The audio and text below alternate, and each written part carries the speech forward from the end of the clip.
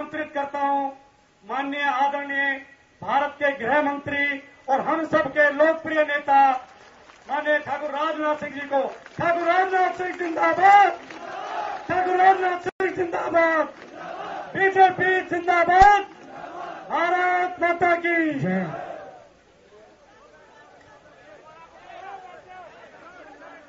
वीरपाल यादव मुझसे भी लंबे।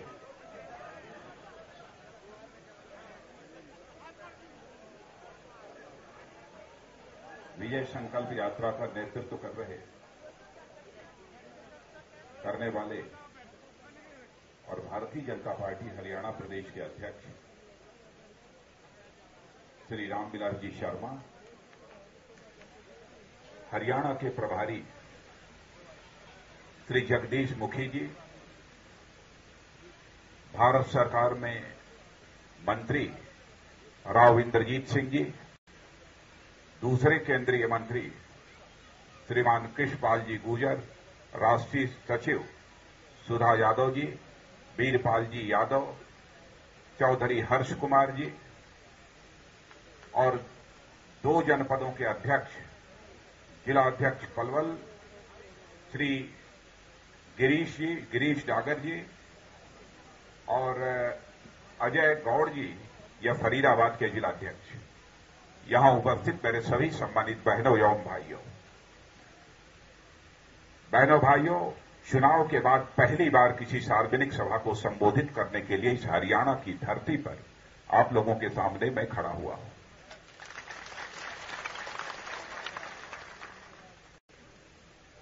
क्योंकि चुनाव के बाद सरकार बन गई और सरकार के कामकाज में हम लोग पूरी तरह से उलझ गए, इसलिए किसी भी राज्य में जाकर किसी बड़ी रैली को संबोधित करने का कोई अवसर हासिल नहीं हुआ। हरियाणा में आज हम इस पहली रैली को संबोधित कर रहे हैं। मुझे यह कल्पना नहीं थी कि मैं जिस रैली को हरियाणा में संबोधित करने जा रहा हूं वहां पर इतनी बड़ी रैली मुझे देखने को मिलेगी, इसकी मुझे कल्पना नहीं।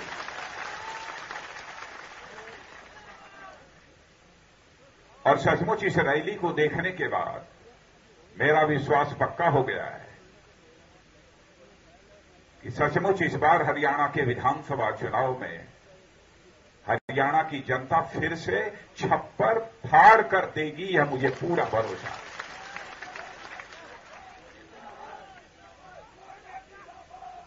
लोकसभा के चुनाव में भी मुझे यह उम्मीद नहीं थी कि हमारी 8 सीटों में 7 सीटों पर भारतीय जनता पार्टी विजय प्राप्त करेगी, लेकिन 8 में 7 सीटों पर भारतीय जनता पार्टी ने जब विजय प्राप्त की और हरियाणा में जहां पर कि भारतीय जनता पार्टी सबसे कमजोर राजनीतिक पार्टी मानी जाती थी, तो बहनों भाइयों, मैं तो इस नतीजे पर पहुंचा कि सचमुच जैसा हरियाणा के बारे में कहा जाता है कि हरियाणा की जनता देती है तो छप्पर फाड़ कर देती है और यदि लेती है तो लाठी मार कर लेती है, यह चरित्र है हरियाणा की जनता। और इस बार का भी माहौल देखने के बाद मेरा भरोसा पक्का हो गया है कि इस बार भी आप लोग छप्पर फाड़ कर भाजपा को देने का मन बना चुके। लेकिन रास्ते में जब मैं आ रहा था तो रास्ते में मैंने देखा कि एक जगह लिखा था भाजपा मिशन। हर्ष कुमार जी, आप ही के उस पर लिखा था क्या? भाजपा मिशन 46+, यही लिखा था ना, 46 से आगे, यानी 46+, 46+। लेकिन बहनों भाइयों, मैं इस नतीजे पर पहुंचा कि यहां के लोगों ने अपने को कम आंक रखा है। और आप जानते हैं कि मैं इधर उधर की अनाप शनाप बातें अपने राजनीतिक जीवन में कभी नहीं बोलता हूं। और यदि आप सब ने मुझे भारत सरकार में गृह मंत्री जैसे ओहदे पर बैठाया है तो बहुत सारी जानकारियां वैसे भी मुझे हासिल होती रहती हैं। आज मैं कहने के लिए आया हूं, यहां भारतीय जनता पार्टी के प्रदेश अध्यक्ष श्री रामविलास जी शर्मा, अपने दोनों केंद्रीय मंत्री राव इंद्रजीत जी और कृष्णपाल जी गुर्जर, सुधा यादव जी अपनी राष्ट्रीय सचिव, सबसे मैं कहना चाहता हूं, यदि अब हरियाणा में कहीं पर लिखा हुआ हो 46+ भाजपा मिशन, तो इसको आज से मिटा दीजिएगा और लिख दीजिएगा भाजपा मिशन 60+, यह लिख देना आप, और निश्चित रूप से हरियाणा की जनता इस मिशन को पूरा करेगी। मुझे पूरा भरोसा है। क्या कभी किसी ने सोचा था कि भारतीय जनता पार्टी में हरियाणा में 8 में से 7 लोकसभा की सीटों पर विजय प्राप्त करेगी? क्या हिंदुस्तान में किसी भी राजनीतिक विश्लेषक ने अथवा किसी राजनीतिक पंडित ने कभी यह कहा था कि भारतीय जनता पार्टी को हरियाणा में स्पष्ट बहुमत हासिल होगा? किसी ने नहीं कहा था बहनों भाई। उस समय पार्टी का अध्यक्ष रहते हुए मैंने एक नारा दिया था कि मिशन 272+ यानी 272 से ऊपर रहेंगे। तो मुझे याद है कि हमारे ही मंच पर बैठे हुए हमारे ही वरिष्ठ सहयोगी ने कहा कि राजनाथ जी, आपने कुछ ज्यादा जोश में यह लक्ष्य निर्धारित कर दिया है, यह लक्ष्य पूरा नहीं होगा। भारतीय जनता पार्टी 180 सीट हासिल कर सकती है, ज्यादा से ज्यादा 200-210 सीटें हासिल कर सकती है, लेकिन भारतीय जनता पार्टी 272 से अधिक सीटें हासिल कर ले जाए, कम से कम यह भारत की राजनीति में नहीं होने वाला है, यह लोगों ने कहा था। फिर भी बहनों भाइयों, मुझे दृढ़ विश्वास था और मैंने कहा था कि 272 से अधिक सीटें हमको हासिल होगी, और आपने देखा कि 283 सीटों पर अकेले भारतीय जनता पार्टी ने इसे हिंदुस्तान में विजय हासिल की।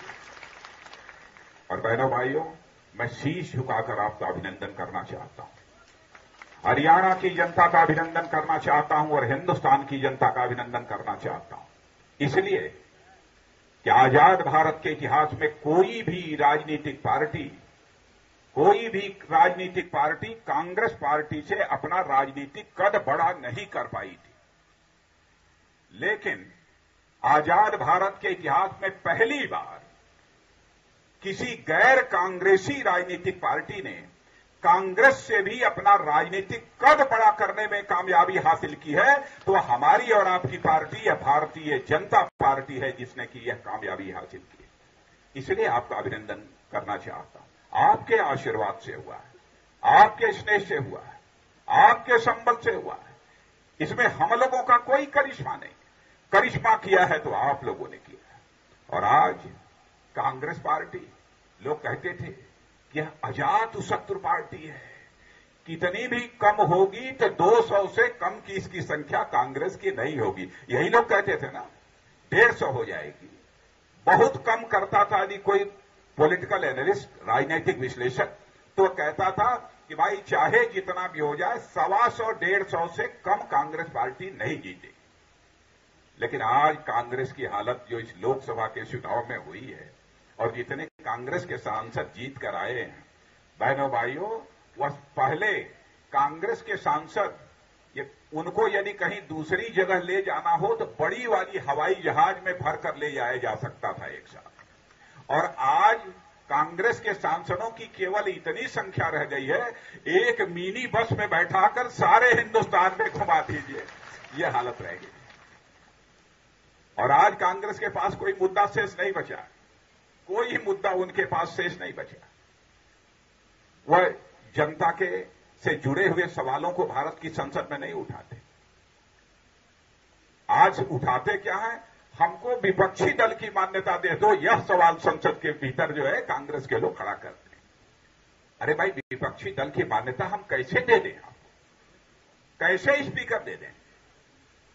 जो नियम है, जो कानून है, उसी के तहत ही तो आपको मान्यता दी जाएगी। विपक्षी दल की संसद में मान्यता प्राप्त करने के लिए संसद की जितनी संख्या होती है उसका 10% कम से कम संख्या किसी दल की होनी चाहिए। तो 10% तो आई नहीं, आप 44-45 पर सिमट कर रह गए।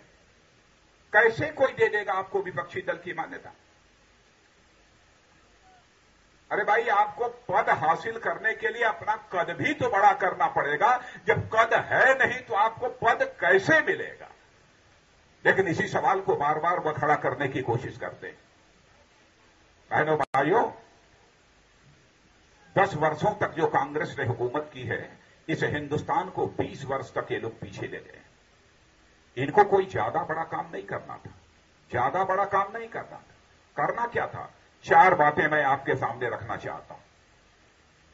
हर किसान की जेब में दाम हो जाए, हर किसान की जेब में दाम हो जाए, हर जवान के हाथ में काम हो जाए और बराबर उसका चूल्हा गर्म रहे और हर समय बाजार नरम रहे। केवल यही काम के किसी सरकार को करना है, इसके अलावा और कोई काम नहीं करना। और इसी 4 कामों को ही हमारी भारतीय जनता पार्टी की सरकार, नरेंद्र भाई मोदी की सरकार केवल यही 4 काम करेगी। और इसका एहसास 2-3 महीने में नहीं कराया जा सकता, कुछ ही समय में आपको एहसास हो जाएगा। यदि आज कांग्रेस की सरकार रही होती तो मैं समझता हूं कि महंगाई जैसे बढ़ रही थी वैसे ही बढ़ती रहती। लेकिन बहनों भाइयों, हम लोगों ने महंगाई को बढ़ने नहीं दिया है, महंगाई को हमने रोक लिया है। और हम लोगों ने एकाएक पेट्रोल की कीमत को 2.5 रुपया की है। अंतर्राष्ट्रीय परिस्थितियां बदली नहीं है, फिर भी हम लोगों ने 2.5 रुपये प्रति लीटर की दर से पेट्रोल की कीमत कम की है। आगे हम लोगों की नजर डीजल पर भी है। लेकिन 3 महीने में ही सब कुछ नहीं हो सकता, करने के लिए समय चाहिए। आपने देखा कि हमारे प्रधानमंत्री जी ने एक प्रधानमंत्री जनधन योजना प्रारंभ की है। इसकी जानकारी आप लोगों को हो गई है कि नहीं? दादा हो गई है ना? माने गरीब व्यक्ति जो बैंक में अकाउंट खोलेगा, 1 लाख रुपए का बीमा अकाउंट खोलते ही उसका हो जाएगा दुर्घटना बीमा। ऐसा कभी सुना है? इतना ही नहीं, 6 महीने तक यदि वह अपने खाते का संचालन ठीक तरीके से करता रहेगा तो जब चाहेगा तब 6 महीने के बाद 5,000 रुपया ओवरड्राफ्ट निकाल सकता है। यह सुविधा हमारे प्रधानमंत्री जी ने मुहैया कराई है। इसके पहले यह सुविधा कभी नहीं मिली थी। और मैं आपको बताना चाहता हूं कि एक दिन में 1.5 करोड़ से ज्यादा लोगों का अकाउंट बैंक में खुला है। और बहनों भाइयों, 2 साल के अंदर, 2 से लेकर 3 साल के अंदर इस हिंदुस्तान का एक भी परिवार ऐसा शेष नहीं बचेगा जिसका कि बैंक में खाता न खुल जाए। ऐसा एक भी परिवार शेष नहीं बचेगा। सरकार के द्वारा जो भी आपको सहायता मिलती है, अब किसी बिचौलिए के माध्यम से वह सहायता आपको नहीं मिलेगी, बल्कि वह सहायता सीधे आपके बैंक के खाते में पहुंच जाया करेगी। आप जाकर यह पता लगा सकते हैं कि हमारे बैंक में इस समय कितना पैसा है। आपको जानकारी ही नहीं रहेगी, लेकिन वह सुविधा जो सरकार के द्वारा पेंशन है, विधवा पेंशन है, वृद्धावस्था पेंशन है, स्कॉलरशिप है, यह सब सारी चीजें बैंकों में अपने आप पहुंच जाया करेगी। और जब चाहे तब आप जाकर उसे आप बाहर निकाल सकते हैं। यह सुविधा हम लोगों ने प्रदान की है। और सरकार बनते ही बनते सबसे बड़ी बात इंसान की जिंदगी में क्या होती है, किसी सरकार के लिए सबसे बड़ी बात क्या होती है? 10 साल तक आप लोगों ने कांग्रेस की सरकार देखी है। क्या यह सच नहीं है कि 10 वर्षों तक जैसे सरकार चली है, भारत ही नहीं बल्कि दुनिया के लोगों ने यह कहना प्रारंभ कर दिया था, यह सरकार बहुत ही कमजोर सरकार है। सारी दुनिया में यह धारणा बन गई थी। लेकिन हमारे प्रधानमंत्री नरेंद्र भाई मोदी के शपथ ग्रहण समारोह के समय ही भारत ही नहीं, सारी दुनिया ने कह दिया कि आज हिंदुस्तान में जो सरकार बनने जा रही है वह कमजोर सरकार नहीं है बल्कि फौलादी सरकार है। सारी दुनिया ने यह मान लिया। पड़ोसी देशों के सारे लोग, सारे जितने भी पड़ोसी देशों के राष्ट्राध्यक्ष हैं, राष्ट्र प्रमुख हैं, सारे लोगों ने शपथ ग्रहण समारोह में भाग लिया। और हमने यह संदेश दे दिया कि दुनिया के सारे देशों के साथ हम अपने बेहतर रिश्ते चाहते हैं, उनके साथ हम अच्छे रिश्ते बनाकर चलना चाहते हैं। सबने तो मेरी बात मान ली, लेकिन आपने देखा कि पाकिस्तान ने हमारी बात को अनसुनी कर दिया। बराबर सीज फायर का वायलेशन कर रहा है, बराबर पाकिस्तान गोलीबारी कर रहा है भारत की सीमा पर। आज भी मैं कहना चाहता हूं कि हम पाकिस्तान के साथ बेहतर रिश्ते बनाकर रखना चाहते हैं।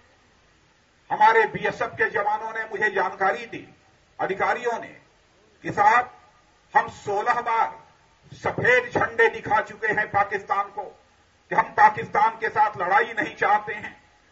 बल्कि हम पाकिस्तान के साथ दिली रिश्ते चाहते हैं, इसलिए हम पाकिस्तान के साथ बातचीत करने को तैयार हैं। फिर भी लगातार पाकिस्तान अपनी तरफ से फायरिंग कर रहा है। जब हमको बीएसएफ के डीजीपी ने बतलाया, तब मैंने कहा यदि पाकिस्तान अपनी हरकतों से बाज नहीं आ रहा है तो ऐ डीजीपी सीधे आदेश दे दो बॉर्डर के ऊपर। यदि पाकिस्तान बातचीत नहीं करना चाहता तो अब 17वीं बार सफेद झंडा भारत की ओर से नहीं दिखाया जाएगा, बल्कि धुआंधार फायरिंग की जाएगी।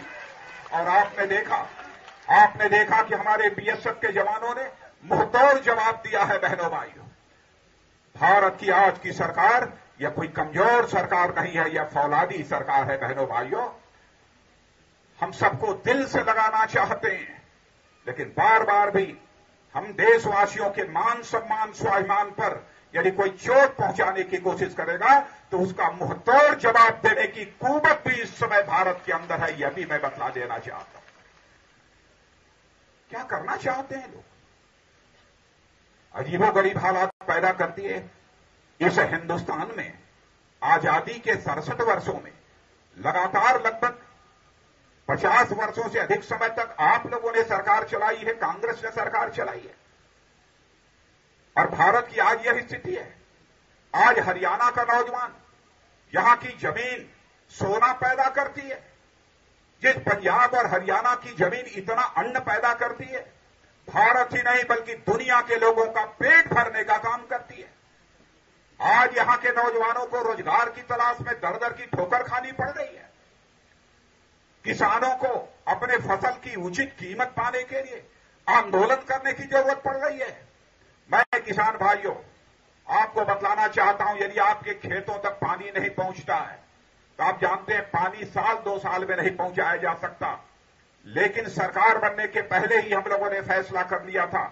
नरेंद्र भाई मोदी से हम लोगों की बात हुई थी और नरेंद्र भाई मोदी ने कहा था कि जैसे अटल जी ने हिंदुस्तान के सभी गांवों को जोड़ने के लिए प्रधानमंत्री ग्राम सड़क योजना प्रारंभ की थी, वैसे ही हिंदुस्तान के किसान के खेत के सभी हिस्सों में पानी पहुंचाने के लिए मैं प्रधानमंत्री ग्राम सिंचाई योजना प्रारंभ करूंगा। और बहनों भाइयों, हम लोग हिंदुस्तान के किसान की 1 इंच जमीन शेष नहीं बचने देंगे जहां पर सिंचाई के लिए पानी न पहुंच जाए। क्या कांग्रेस के दोस्तों को यह सब सारी बातें पहले समझ में नहीं आई? कैसे हम हिंदुस्तान को एक खुशहाल हिंदुस्तान बना सकते हैं? यह सब सारी बातें उनकी समझ के परे थी। तो भाइयों, अभी तो हम लोगों के पास समय ज्यादा नहीं मिला है, केवल 3 महीने का मिला है। हमारे मंत्रीगण भी अपने विभागों को समझ रहे हैं, लेकिन इतने कम समय में ही 100 दिनों के अंदर ही हमारे हर मंत्रालय ने बहुत ही कुछ शानदार काम किए हैं, जिसकी जानकारी आप सबको 7-8 दिनों के अंदर हो जाएगी। आप लोगों ने, कृष्णपाल जी गुर्जर ने कहा कि हरियाणा के नौजवानों की जो भर्ती पैरा मिलिट्री फोर्सेज में होती है, अब उनको कहां जाना पड़ता है कृष्णपाल जी? अंबाला जाना पड़ता है। तो अंबाला कोई दूर है क्या?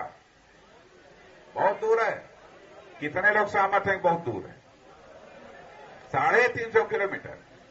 तो इधर भी चाहते हैं हो जाए, आसपास में कहीं हो जाए, यही चाहते हैं। अभी चुनाव की घोषणा तो नहीं हुई है शर्मा जी ना, नहीं हुई है। तो बहनों भाइयों, हम जवानों को निराश नहीं करेंगे, आपको विश्वास देकर जाना चाहता हूं, आपको भरोसा, आपको निराश नहीं करेंगे, आपको भरोसा है।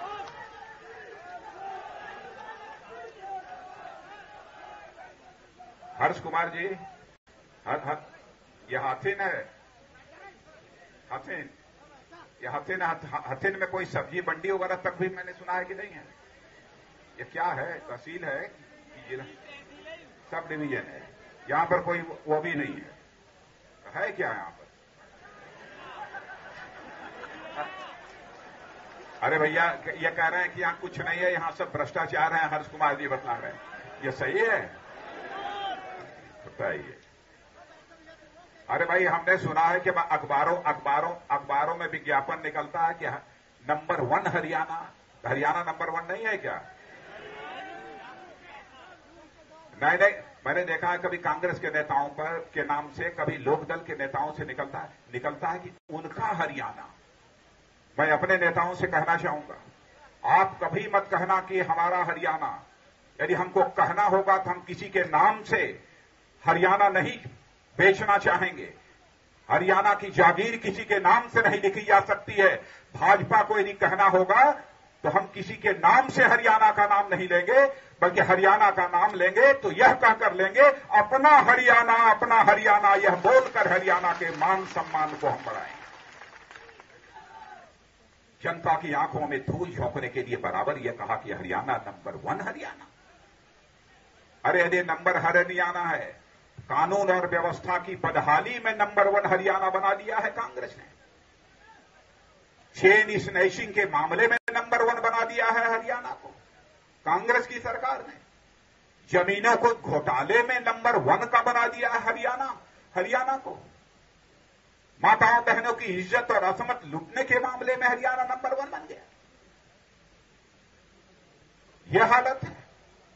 और जनता को गुमराह करने के लिए, उनकी जज्बात और भावनाओं से खिलवाड़ करने के लिए बराबर यह नारा देते हैं कि हरियाणा नंबर 1 हरियाणा।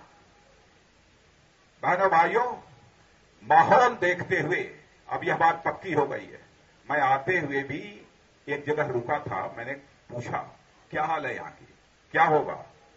लोगों ने कहा, कुछ लोग तो बहुत सहमे हुए थे क्योंकि सरकार जिसकी है उससे थोड़ा सा डरते हैं लोग, साम कर बोल रहे थे।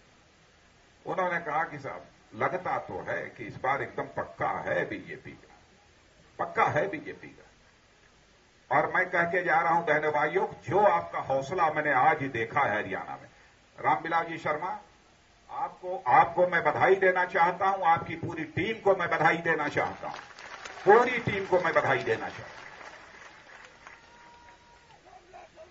जिस प्रकार का माहौल सारे हरियाणा में मुझे देखने को मिल रहा है और मुझे जो जानकारी प्राप्त हो रही है, सचमुच मेरा पक्का विश्वास है कि सरकार तो बनेगी, लेकिन सरकार कोई लुंज पुंज सरकार हरियाणा में नहीं बनेगी, बल्कि 60 से अधिक सीटों पर विजय प्राप्त करके हरियाणा की सरकार। और यह विजय यात्रा का अंतिम चरण नहीं है, यह समापन नहीं है। मैं तो कहूंगा कि रामविलास जी, विजय यात्रा का प्रारंभ आज से यहां पर हो रहा है और विजय यात्रा तो तब समाप्त होगी जबकि यहां पर भारतीय जनता पार्टी की स्पष्ट बहुमत के साथ सरकार बन जाए। तो बहनों भाइयों, आपका आशीर्वाद चाहिए। और यहां पर मैं आ रहा था तो जगदीश मुखी जी हमारे बगल में बैठे थे। मैंने कहा कि 4, 5, 6 महीने तो पहले तो मैं बहुत भाषण देता था सारे देश भर में घूमकर, लेकिन इधर सरकारी कामकाज में उलझ जाने के कारण अब रैली को संबोधित करना मैं भूल गया हूं। लेकिन यहां आकर आप लोगों को देखने के बाद मेरी भी हौसला अफजाई हुई है, और मैं यह बतलाना चाहता हूं, कांग्रेस पार्टी हो चाहे दूसरी राजनीतिक पार्टियां, सभी बराबर जाति, पंथ, मजहब, धर्म के आधार पर नफरत पैदा करने की कोशिश करती हैं। चुनाव में ये हर हथकंडे अपनाती हैं, लेकिन सभी जाति, सभी पंथ और सभी मजहब और सभी धर्म के लोगों को मैं यकीन दिलाकर जाना चाहता हूं, अपनी तरफ से भी यकीन दिलाकर जाना चाहता हूं, और अपने भारत के लोकप्रिय प्रधानमंत्री नरेंद्र भाई मोदी जी की तरफ से आपको विश्वास दिलाकर जाना चाहता हूं। हमारी सरकार इंसान और इंसान के बीच नफरत पैदा करने की इजाजत नहीं देगी। हम राजनीति जाति, पंथ, मजहब के आधार पर नहीं करेंगे। हम राजनीति करेंगे तो इंसाफ और इंसानियत के आधार पर राजनीति करेंगे, यह आपको विश्वास दिलाकर जाना चाहता हूं। इन्हीं शब्दों के साथ मैं आप सभी का पुनः अभिनंदन करते हुए और चौधरी हर्ष कुमार जी पुनः आपको इस सफल कार्यक्रम के लिए बधाई देते हुए अपना निवेदन समाप्त करता हूं। आप सबको बहुत बहुत भारत माता की। ठाकुर राजनाथ सिंह जिंदाबाद, बीजेपी जिंदाबाद। कुलदीप कहीं हो तो मैं यहां मंच पर आ जाए, कुलदीप यादव।